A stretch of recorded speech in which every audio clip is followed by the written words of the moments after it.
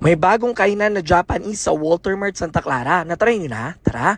Yung mga kanuus, alam nyo ba ang nalaman ko? Kami napadpad dito sa supermarket ng Walter Mart Santa Clara sa Santa Maria, Bulacan upang mag-food trip sa Yaki Yaki. May mga branches na sila sa Metro Manila at ito ang first sa Bulacan. Madali lang sila makita and you can already dine in sa harap na kanilang stall. You should not miss trying their yakisoba at on the Filipino taste ang timpla for only 95 pesos. Takoyaki na may iba't ibang variants kung ano ang mas trip mong feeling ng takoyaki mo for as low as 60 pesos. They also have rice bowls and rice meals like this Yaki Sulit Combo Meal na may kasama ng gyoza, katsu, and cabbage at wait, may drinks na din yan for only 149 pesos lang. Kung gyoza lang gusto mo, pwede ka umorder ng a la carte na gyoza for only 65 pesos. Kung hindi mo trip mag-rice pero gusto mo mabusog, pwede ka naman mag-chicken karaage burger na ganito kasi kalaki ang serving nila. And yes, kung noodles ang hanap mo, lalo na ngayon na malamig ang panahon, makaka-order ka dito for as low as 185 pesos ng kanilang ramen. O diba ang mura? And meron din silang gyudon for their rice bowls. Open sila from 9 a.m. to 9 p.m. everyday kung pupunta kayo. So ano pa hinintay nyo?